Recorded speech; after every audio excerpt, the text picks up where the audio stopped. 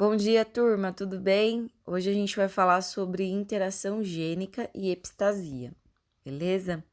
Bom, vamos lá. O que é interação gênica? Coloquei aqui uma definição para vocês e na sequência eu vou trazer alguns exemplos. Interação gênica é quando dois ou mais genes agem na determinação de uma única característica. Como assim, né, professora? Dois ou mais genes agem na determinação de uma única característica. Eu coloquei aqui uma imagem para vocês e olha só. Nessa imagem, a gente tem a demonstração do gene R e do gene E. E se vocês observarem aqui, né, dentro dessa célula, esses dois genes, eles agem na determinação de uma única característica.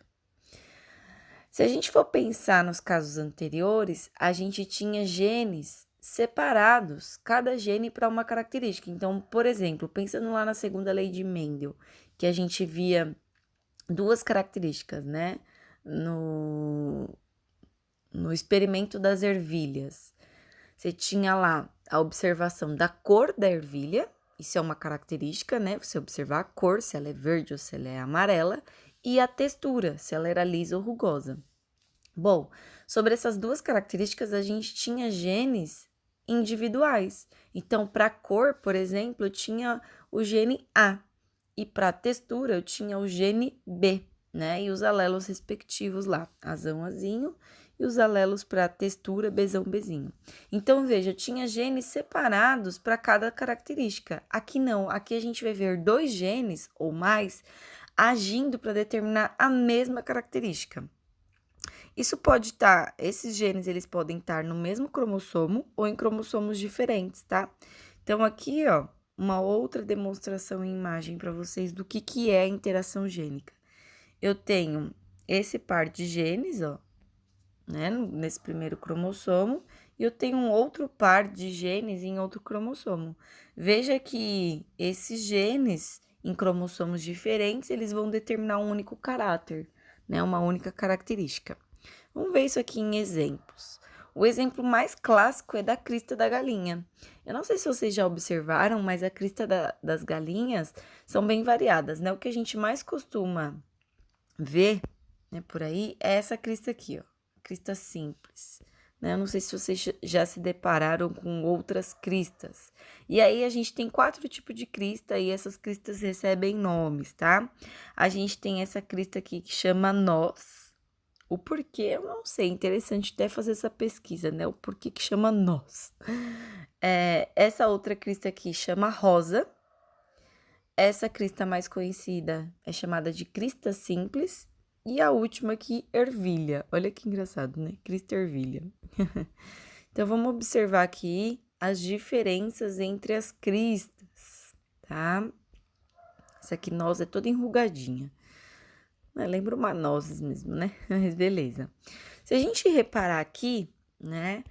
A crista dessas galinhas, elas são determinadas por genes diferentes. Olha só, um tipo de interação gênica, quando dois ou mais genes agem na determinação de uma única característica. A única característica que está aqui em jogo é a crista da galinha. Foi pesquisado, né, a partir de experimentos e investigações, que esse caso, essa característica é um caso de interação gênica.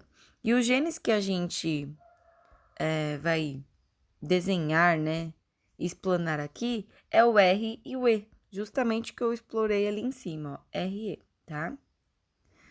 Então, o gene R e o gene E são genes diferentes, dois genes que interagem para determinar a crista das galinhas, essa característica. Então, eu tenho aqui uma tabelinha para vocês, para a gente ver o quê? O genótipo, os genótipos possíveis e os fenótipos que vão ser encontrados, que são as diferentes cristas. Vamos começar aqui do mais simples, né? Para ser uma crista simples, que é essa daqui, ó, tá? Para ser uma crista simples, tem que apresentar o genótipo Rzinho, Rzinho, Ezinho, Ezinho. Ou seja, homozigose recessiva, né? De forma dupla, tanto para o gene R quanto para o gene E. Então, para a galinha ter a crista simples, ela precisa apresentar esses dois genes na forma recessiva, em homozigose, né?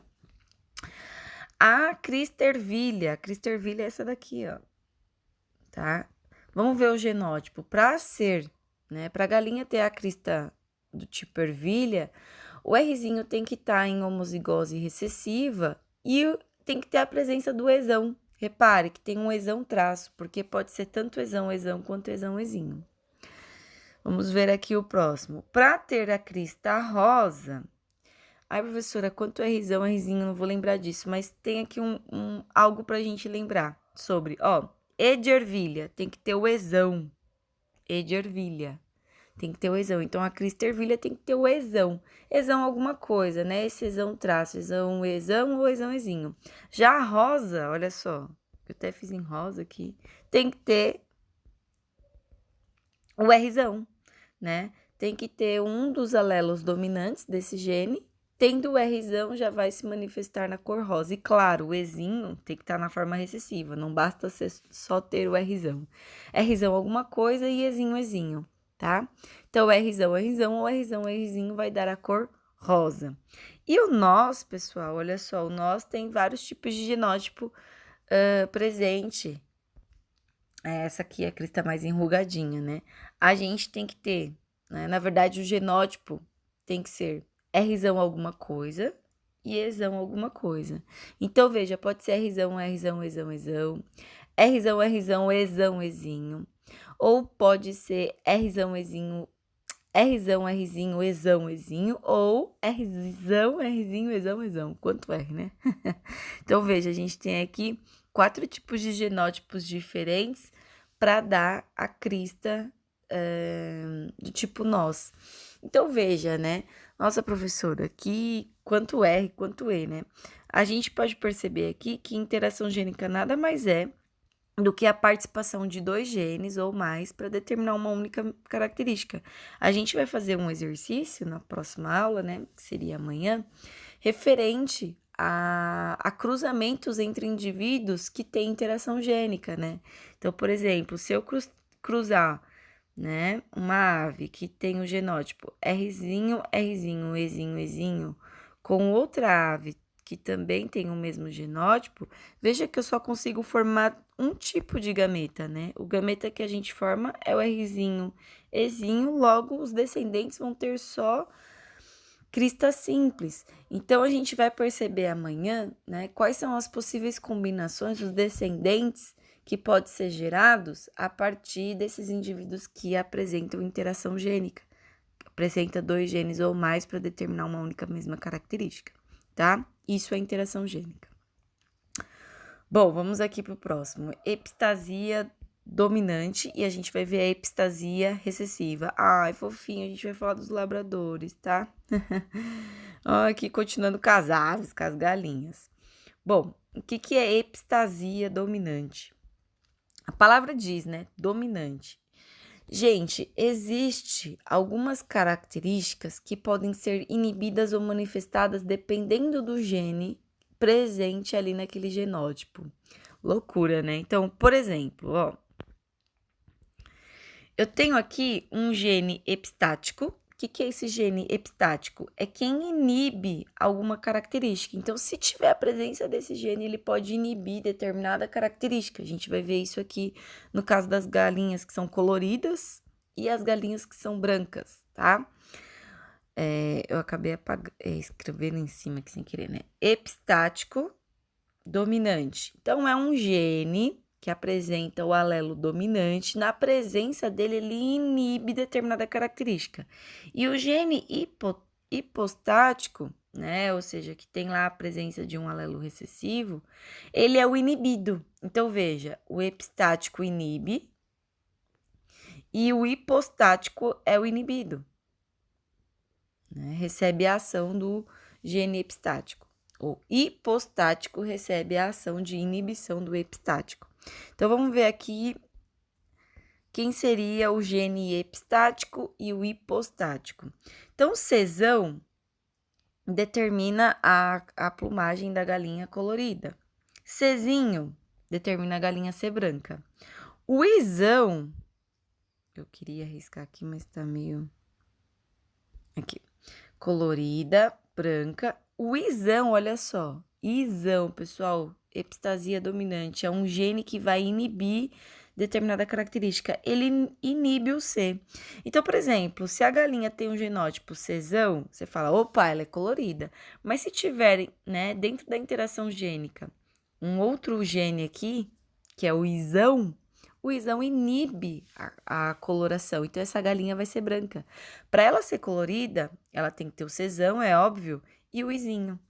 A gente está vendo aqui 2 genes participando de uma mesma característica. Então, a epistasia faz parte de interação gênica, mas com a presença de um gene inibitor, né? Que é o gene epistático. Então, tem aqui mostrando para vocês, olha só. Para a galinha ter a plumagem colorida, ela tem que ter o Czão, porque o Czão é quem faz colorir, certo? C de colorido. E precisa ter o outro gene, izinho, que é quem não inibe o Czão. Então, se ela for Czão alguma coisa, izinho, vai ter plumagem colorida. Agora, se tem o Czão, mas tem a presença do isão, o isão vai inibir, né? Ele é o gene epistático dominante, olha só, isão dominante, ele inibe o gene C e aí essa galinha não vai ser colorida, ela vai ser branca. E, consequentemente, né, se ela for Czinho, izinho, também ela é branca, né? Czinho é branco e o izinho, no caso aí só inibe Czão. Então, Czinho, izinho também vai trazer plumagem branca, como também Czinho, isão alguma coisa. Então, vamos ver aqui alguns exemplos, né? Quer dizer, uma tabelinha que está explorando esse caso que eu acabei de explicar para vocês. Ó, bonitinha, galinha colorida e galinha branca. A gente tem aqui uma representação de epistasia dominante. O alelo isão é o gene epistático, age, né, inibindo o gene Czão. Então, para a galinha ser colorida, pessoal, ela não pode ter o isão, porque o isão é um gene epistático dominante, né? Ele inibe a ação do isão. Então, para ser colorida, tem que ser Czão alguma coisa, izinho.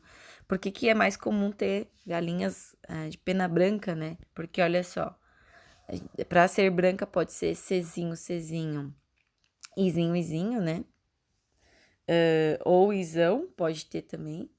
Ou, né, Czão e o isão, porque o isão inibe a cor colorida. E aí essa galinha vai ser branca, beleza? Isso é epistasia recessiva dentro de interação gênica.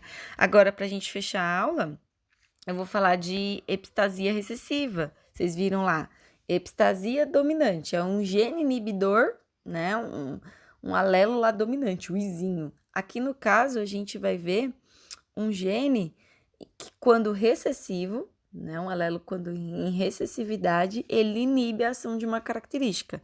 Então, um exemplo clássico são dos labradores, olha só. Então, o gene epistático, né, quem inibe a ação de alguma característica, a epistasia recessiva é quando o gene for excessivo. E o hipostático, quem é inibido, né, o gene que é inibido pela ação, pela presença do gene epistático, vai ter lá os alelos dominantes. O gene dominante, né? Então, a gente tem aqui, olha só, a letra Bzão, tá? O gene Bzão vai determinar a cor preta do pelo desse cachorrinho. E o Bzinho, fazer de verde, preto, e o Bzinho, cor clara, tá? Quem é o gene epistático que inibe a coloração? Vai agir sobre o Bzão. Olha só, veja que o hipostático é dominante. Então, o gene Ezinho, na presença, né, quando tiver o Ezinho, ele inibe o Bzão. Ou seja, se o cachorro tem Bzão, você já pensaria, opa, ele vai ser preto. Mas se a gente vê o gene que acompanha ele na interação gênica, se for o Ezinho, né, é um gene epistático, vai inibir, esse cachorro não vai ser preto. Ele vai ter a pelagem colorida. Clara, desculpa, mais branquinho, né? Aquele amarelinho ou branquinho. Na verdade, é albino, né? Branquinho. Beleza. Então, vamos ver aqui exemplos, né? Genótipo do cachorro e o fenótipo da cor do pelo dele. Quando tem o Bzão, vocês falam, opa, vai ser cor preta. Veja o gene acompanhante dele. É um gene inibitor? Não. O Ezão não é inibidor, né? Quem inibe é o Ezinho. Então, nesses tipos de genótipo, olha só, Besão, besão, exão, exão. Besão, bezinho, exão, ezinho. Besão, besão, exão, ezinho. Besão, bezinho, exão, exão. Tudo que tem o besão e o exão, né? Besão, traço, exão, traço, alguma coisa vai dar cor preta. Porque a gente não tem o gene epistático aí inibindo, né? O epistático é o ezinho. E o besão é para cor preta, então a cor preta acaba se manifestando, tá? Vamos ver aqui para cor marrom. Cor marrom de cachorro. Bom, cor marrom é uma cor mais clara, né? Não é preta, é claro, então tem que ter a presença do bezinho. Bezinho, bezinho, exão alguma coisa, tá? Bezão, bezinho, bezinho, exão alguma coisa. Isso vai determinar a cor marrom. Então, pode ter dois tipos de genótipo, né? Bezinho, bezinho, exão, exão, ou bezinho, bezinho, exão, exinho. Então, para ser marrom, tem que ser bezinho, bezinho, tá? Para ser preto, basta ter um besão, alguma coisa que vai ser preto. Claro, se não tiver o gene inibidor. Agora sim, a gente vai ver um caso de gene inibidor, que é o epistático excessivo. Besão, traço.